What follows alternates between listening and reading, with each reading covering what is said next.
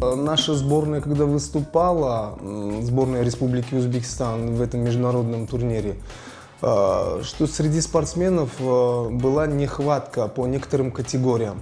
Ну и, соответственно, где было одно свободное место, это был, конечно, риск большой, что как бы взять просто вот сейчас со стороны незнакомого человека, как бы даже за которого говорят, что физически очень, как говорится,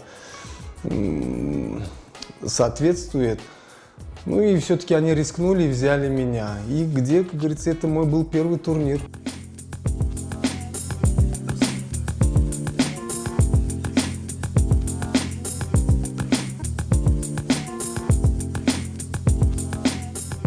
Со стороны их соперников я никогда никаких поблажек не видел, не испытывал.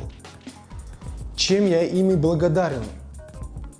Эти их не поблажки, скажем так, меня очень застимулировали подниматься уровнем выше, чтобы среди них стать лидером.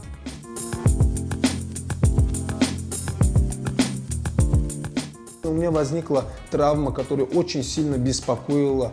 Буквально никакие препараты не помогали. Просто травматологи единственное, что могли порекомендовать, ну какие-то мази, ванночки какие-то теплые, горячие, там еще что-то.